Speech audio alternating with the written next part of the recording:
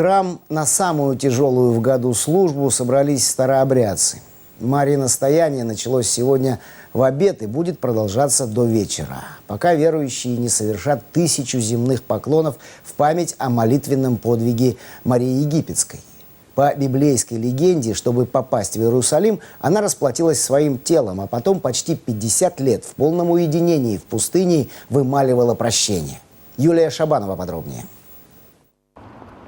На Марьиностояние сегодня собрались самые стойкие, в основном почтенного возраста. Храм для староверов – второй дом, поэтому уличную обувь перед службой обязательно меняют на тапочки. С Божьей помощью выдерживаем, отдохнем, поклоним станем.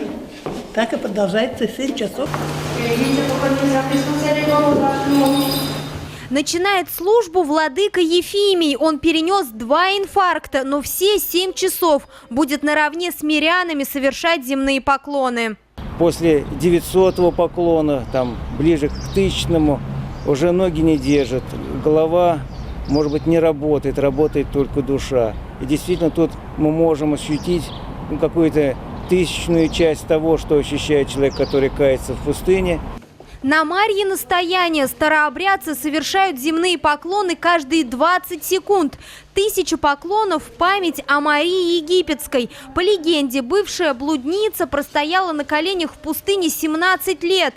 Поражает и икона. Это единственный образ святой с обнаженной грудью. Без подобного тяжелого физического покаяния нет и Великого Поста. Старообрядцы в этом уверены. Мало кто знает, но до раскола Марьиностояние было общеправославной традицией. И земные поклоны совершали верующие на всей Руси. Послабление сделал патриарх Никон. И сегодня этот день православной церковью, увы, забыт. Юлия Шабанова, Дмитрий Ермаков, телеканал «Эфир».